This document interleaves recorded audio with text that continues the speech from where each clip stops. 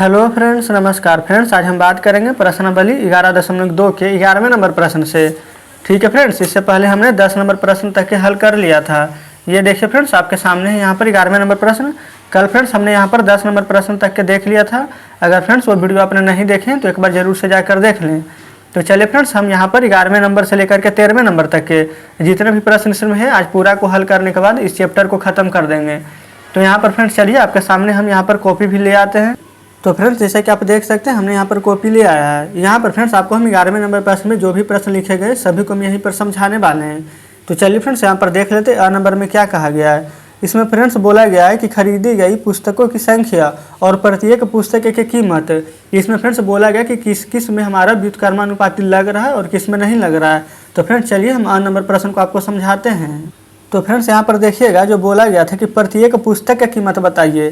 ठीक है, खरीदी गई पुस्तक की संख्या और प्रत्येक पुस्तक की कीमत पूछा गया। तो फ्रेंड्स आप मान लीजिए कि बाजार से एक पुस्तक खरीद कर लाते हैं जिसका की कीमत वहाँ पर 20 रुपया है। तो फ्रेंड्स उसी प्रकार से अगर आप 2 पुस्तक कीनिएगा तो कितना में देगा आपको 40 रुपया में, और 3 पुस्तक कीनिएगा तो कितना में देगा 60 रुपया में, है कि नहीं फ्रेंड्स। देखिए, यानी अगर एक पुस्तक कीने तो उसका दाम 20 रुपया, 2 पुस्तक कीने तो उसका दाम 40 रुपया, और 3 पुस्तक कीने तो उसका दाम हो गया 60 रुपया। तो कहने का मतलब फ्रेंड्स, जैसे जैसे हम यहाँ पर पुस्तकों की संख्या बढ़ाते जा रहे हैं उसी प्रकार हमारे यहाँ पर कीमत भी बढ़ती जा रही है। तो फ्रेंड्स व्युत्क्रमानुपाती में हम क्या पढ़े थे कि अगर एक का मान हमारा यहाँ पर ज़्यादा होगा तो दूसरे का कम होगा, और एक का कम होगा तो दूसरे का ज़्यादा होगा।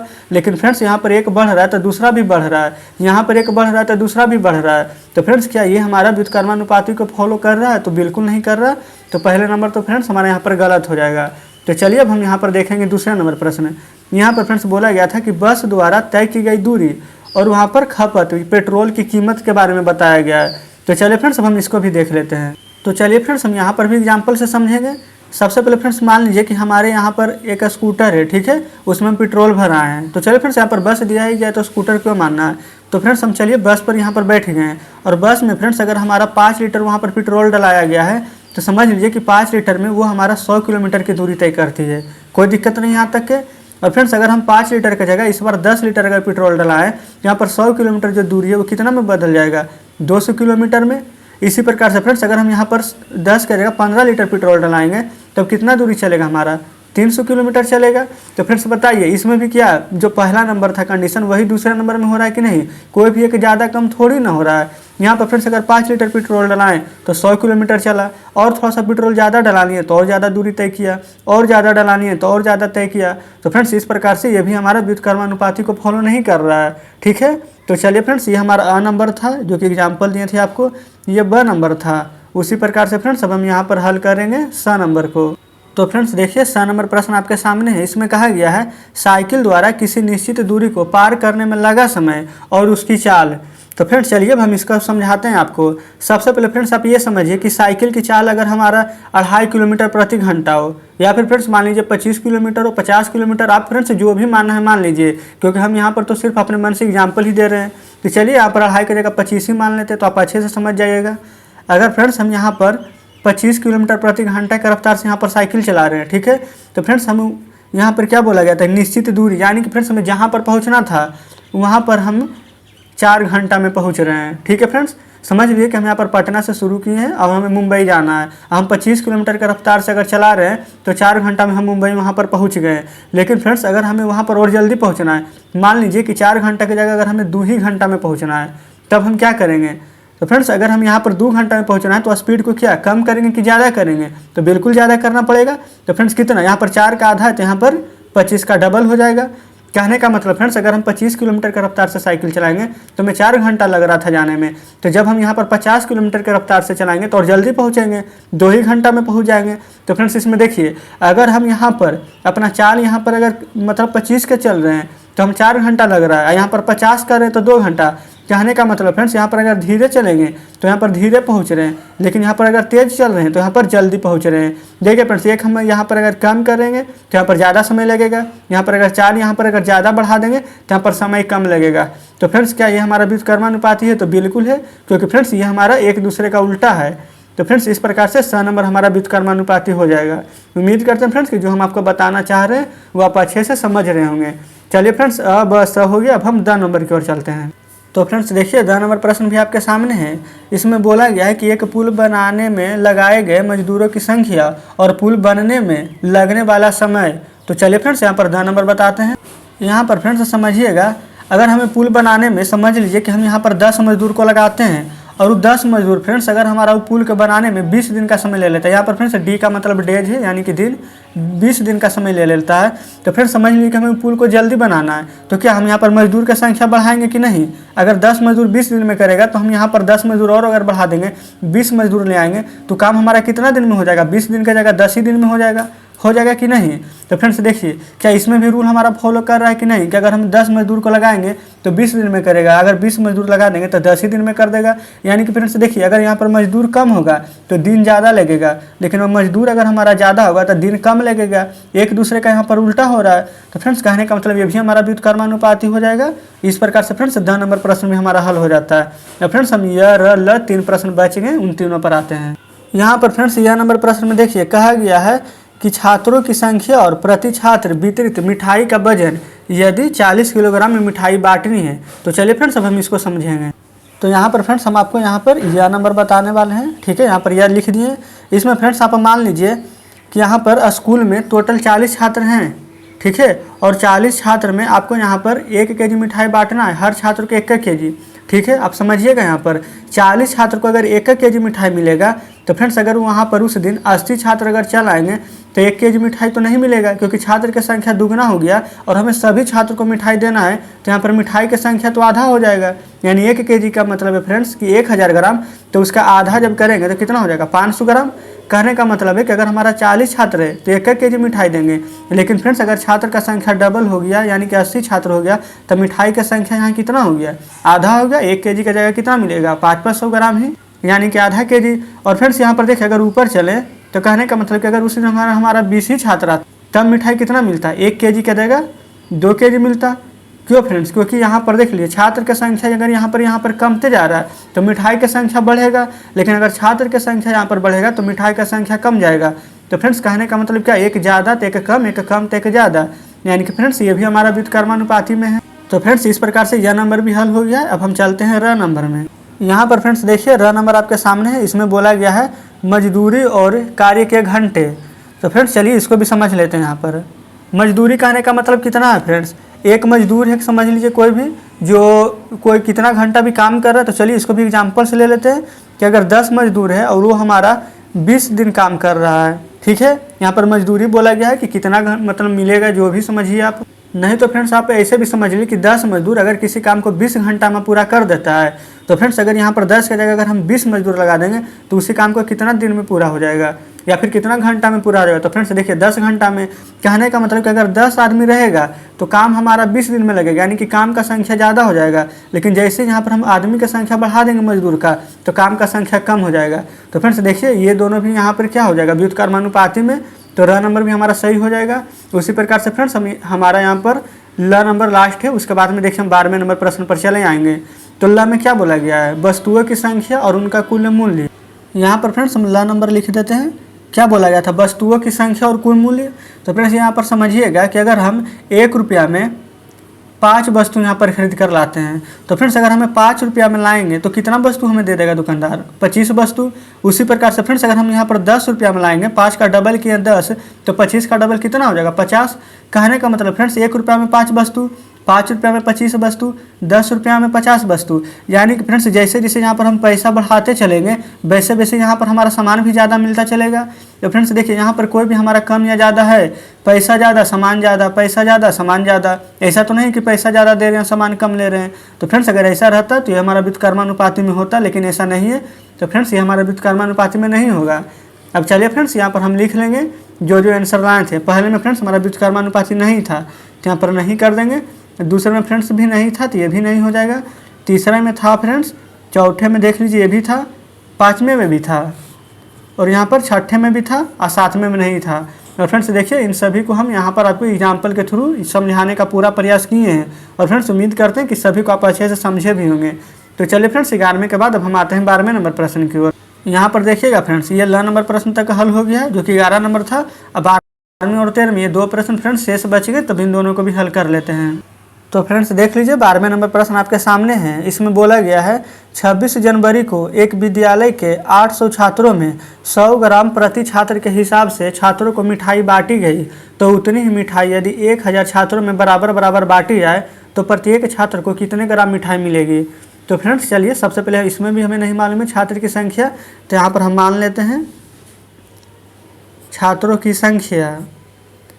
छात्रों की संख्या को हम x मान लेंगे और बांटी गई मिठाई, कितना मिठाई बांटा गया उसका भी संख्या नहीं मालूम है, तो यहाँ पर लिख लेंगे कि बांटी गई मिठाई बराबर 22। कोई दिक्कत नहीं है फ्रेंड्स। डायग्राम भी चलिए हम यहीं पर बना लेते हैं, आपके सामने अगर रहे तो आप अच्छे से समझ पाइएगा। यहाँ पर फ्रेंड्स एक को हम x एक को y मानेंगे, और फ्रेंड्स x हमारा क्या रहेगा, छात्र की संख्या, y रहेगा मिठाई का संख्या। कोई दिक्कत नहीं है। अब चलिए यहाँ पर प्रश्न को पढ़ेंगे, जैसा जी सब बोल रहा है यहाँ पर डायग्राम को भर देंगे। तो यहाँ पर फ्रेंड्स बोला गया था 26 जनवरी को एक विद्यालय के 800 छात्रों में, ध्यान दीजिएगा फ्रेंड्स 800 छात्र, और छात्र किसको माने थे x, यहाँ पर x की जगह क्या लिख देंगे 800 छात्र। कोई दिक्कत नहीं है। छात्रों में 100 ग्राम प्रति छात्र, 100 ग्राम फ्रेंड्स प्रति छात्र के हिसाब से मिठाई बांटा गया, यानी 100 ग्राम मिठाई बांटा गया है। मिठाई की संख्या था 22, तो यहाँ पर इसके जगह क्या लिख देंगे 100 ग्राम। आगे पढ़िए। उतनी ही मिठाई यदि 1000 छात्रों में बांटी जाए, 1000 फ्रेंड्स यहाँ पर छात्र का बात किया गया, एक क्या था छात्र, यहाँ पर क्या लिखिएगा 1000। कोई दिक्कत नहीं है। तो बराबर बराबर बांटी जाए तो प्रत्येक छात्र को कितना मिठाई मिलेगा, यानी कि फ्रेंड्स इसका मान हमें निकालना है। ये x है तो इसको x1, इसको x2 मान लीजिएगा, y है तो इसको y1 और y2 मान लीजिएगा। और फ्रेंड्स हमें यहाँ पर देखिए चूंकि मानकर तो बनाना नहीं है, नहीं डायरेक्ट बनाना है। यहाँ पर तो हम व्युत्क्रमानुपाती से बना रहे हैं, तो यहाँ पर लिखते चलिएगा व्युत्क्रमानुपाती विचरण से, तो यहाँ पर लिख लेते हैं।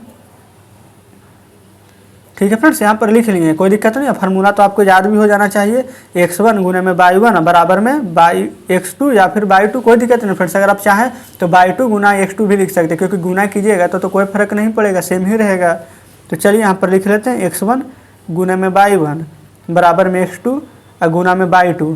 अब फ्रेंड्स यहाँ पर बस इसका आपको मान रखना है, x1 कितना है 800 तो लिख दीजिए, y1 कितना है 100 तो लिख दीजिए, x2 कितना है 1000 तो लिख दीजिए। अब y2 तो ज्ञात ही करना है तो लिख दीजिए, कोई दिक्कत नहीं है। यहाँ से फ्रेंड्स 3 शून्य काट दीजिए, यहाँ से 2 शून्य, यहाँ 1 शून्य कट गया, तो y2 बराबर हमारा कितना निकल कर आ चुका है 80। तो यहाँ पर फ्रेंड्स y2 की जगह क्या रखेंगे 80। अब y2 हमारा क्या था, मिठाई की संख्या, यानी कि फ्रेंड्स 80 मिठाई बांटना चाहिए। चलिए प्रश्न में क्या बोला गया था उसको पहले समझ लेते हैं। यहाँ पर फ्रेंड्स प्रश्न में बोला गया था एक विद्यालय के 800 छात्रों में 100 ग्राम प्रति छात्र, यानी कि फ्रेंड्स एक छात्र को वहाँ पर 100 ग्राम मिठाई दिया गया है। तो वहाँ पर बताना था कि अगर 1000 छात्रों में बराबर बराबर मिठाई बांटी जाए तो प्रत्येक छात्र को अब कितना ग्राम मिठाई मिलेगा। तो फ्रेंड्स अगर 1000 छात्रों में हम बांटेंगे तो प्रत्येक छात्र को 80 ग्राम मिठाई मिलेगी। तो फ्रेंड्स इस प्रकार से हमारा 12वें नंबर प्रश्न भी हल हो जाता है। अब हम आते हैं 13वें नंबर प्रश्न की ओर। तो फ्रेंड्स जैसे कि आप देख सकते हैं हमने 13वें नंबर प्रश्न में यहाँ पर लिख लिया है। इसमें फ्रेंड्स बोला गया है कि जब एक नल एक टैंक में 640 लीटर पानी भरता है तो पानी टंकी को भरने में 10 घंटे का समय लगता है। यदि उसी टंकी को दूसरे नल से 8 घंटे में भरा गया हो तो दूसरे नल प्रति घंटा कितना पानी भरा है। देखिए फ्रेंड्स ये प्रश्न देखने में ज़रूर ही बड़ा लग रहा होगा आपको, लेकिन चलिए इसको भी देख लीजिए, हम उसी तरीके से हल कर देंगे। तो फ्रेंड्स सबसे पहले यहाँ पर हम मान लेंगे कि टंकी में कितना पानी भरा गया है और भरने में कितना समय लगा है। तो यहाँ पर लिखिएगा माना कि प्रति घंटा भरा गया पानी, कितना पानी भरा गया फ्रेंड्स हमें नहीं मालूम है, तो यहाँ पर 1 लीटर लिख लिए, कोई दिक्कत नहीं है। यहाँ पर हम लिख लेंगे कि टंकी में भरने में लगा समय। ठीक है, तो देखिए फ्रेंड्स इसको हम मान लेंगे, कोई x मान लिए, इसको मान लेते हैं 22 घंटा। कितना समय लगा तो 22 घंटा मान लिए, कोई दिक्कत नहीं है। अब यहीं पर फ्रेंड्स हम डायग्राम बना देंगे। यहाँ पर फ्रेंड्स हम देख लीजिए डायग्राम बना रहे हैं। एक को फ्रेंड्स हम x मानेंगे और एक को y मान लेंगे, कोई दिक्कत नहीं है यहाँ पर। और x जो होगा वो हमारा क्या हो जाएगा, जिसमें प्रति घंटा भरा गया पानी, अब y हो जाएगा कितना समय में भरा गया है जो। तो देख लीजिए यहाँ पर हम इस प्रकार से बना दिए हैं, कोई दिक्कत नहीं है फ्रेंड्स यहाँ तक आपको। अब चलिए जो प्रश्न में बोला गया था उसको पढ़ते चलेंगे, यहाँ पर इसको भर लेंगे। यहाँ पर फ्रेंड्स सबसे पहले क्या बोला गया है कि एक नल 1 घंटे में 640 लीटर पानी भरता है। यहाँ पर लीटर किसको माने थे, x था हमारा क्या भरा गया पानी और 640 लीटर भरा है, तो x की जगह फ्रेंड्स हम यहाँ पर 640 लीटर लिख देते हैं, कोई दिक्कत नहीं है। उसके बाद फ्रेंड्स बोला गया कि भरने में 10 घंटे का समय लगा है। यहाँ पर समय किसको माने थे, बाई को, तो बाई की जगह क्या लिख लेंगे 10 घंटा। आगे पढ़िएगा, यदि उसी नल को दूसरे नल से 8 घंटे में भरा गया है और बाई हमारा है समय, तो यहाँ पर लिख लेंगे 8 घंटा। तो बोला गया है कि दूसरा नल प्रति घंटा कितना पानी भरा है, यानी कि फ्रेंड्स हमें इसका मान निकालना है, कोई दिक्कत नहीं है। ये हमारा x है तो इसको हम x1, इसको x2 मान लेंगे। ये बाई है तो बाई 1 अब बाई 2 मान लेंगे। ठीक है फ्रेंड्स, यहाँ पर लिख लिए हैं। अब फ्रेंड्स हम इसको किस प्रकार से हल कर रहे हैं, व्युत्क्रमानुपाती विधि से। यहाँ पर लिख लीजिएगा व्युत्क्रमानुपाती विचरण से। इसका फार्मूला तो फ्रेंड्स आपको याद भी हो गया होगा। देखिए ये हमारा x1 गुना में बाई 1, यहाँ पर x2 गुना में बाई 2, तो यहाँ पर लिख लीजिएगा x1 गुना बाई 1 बराबर किसके हो जाएगा हमारा x2 गुना बाई 2 के। फ्रेंड्स कुछ नहीं करना, इसके जगह आपको मान रख दीजिए। x1 कितना है 640 तो लिख दीजिएगा, बाई 1 कितना है हमारा 10 तो लिख दीजिए, x2 कितना है हमारा, तो फ्रेंड्स यही तो निकालना है तो इसको x2 ही रहने दीजिए। अब बाई 2 8 है तो यहाँ पर 8 लिख दीजिए। जो कटेगा फ्रेंड्स उसको काट लीजिए। 8 से देखिए 64 काट जाएगा 8 बार में, तो यहाँ पर x2 बराबर लिख लीजिएगा 8 जीरो कितना 80 गुना में 10। जब गुना कीजिएगा तो कितना आ जाएगा हमारा 800। तो फ्रेंड्स इसका मान x2 का कितना निकल कर आ चुका है 800। तो चलिए यहाँ पर x2 क्या था हमारा x फ्रेंड्स, टंकी में भरा गया पानी, यानी कि 800 लीटर पानी भरा गया है। अब चलिए प्रश्न की ओर चलेंगे फ्रेंड्स, इसमें जो बोला गया था। तो चलिए प्रश्न आपके सामने है। यहाँ पर बोला गया था फ्रेंड्स कि 1 घंटा में 640 लीटर पानी भरता है और फ्रेंड्स वहाँ पर टंकी को भरने में 10 घंटा का समय लग रहा था। तो दूसरे नल से 8 घंटे में पानी भरा गया है, तो 8 घंटे में कितना पानी भराया गया है, तो फ्रेंड्स देख लीजिए 8 घंटे में हमारा यहाँ पर 800 लीटर पानी भराया गया है। तो इस प्रकार से फ्रेंड्स हमारे 13वें नंबर प्रश्न भी पूरा हल हो जाता है। अब चलिए फ्रेंड्स आपके सामने हम बुक लाते हैं। तो फ्रेंड्स देख लीजिए बुक आपके सामने है। इसमें फ्रेंड्स टोटल 13 ही प्रश्न थे। ठीक है, इधर देख लीजिए, अब हमारे कोई भी प्रश्न शेष नहीं रहे हैं। ठीक है फ्रेंड्स, जैसा कि आप देख सकते हैं। तो यहाँ पर देखिए फ्रेंड्स प्रश्नावली 11.2 आज हमारा पूरा का पूरा खत्म हो जाता है। और फ्रेंड्स उम्मीद करते हैं कि इसमें जितने भी प्रश्न थे उन सभी प्रश्नों को हम आपको बहुत ही अच्छे तरीके से समझाने का प्रयास किए हैं। लेकिन फ्रेंड्स अभी भी आपको लगता है कि कोई प्रश्न आप अच्छे से नहीं समझ पाए तो हमें कमेंट करके ज़रूर बताइएगा। या फिर फ्रेंड्स अगर आपको किसी और टॉपिक के रिगार्डिंग वीडियो चाहिए तो अभी आप हमें कमेंट करके ज़रूर बताइएगा, हम ज़रूर ही बनाएंगे।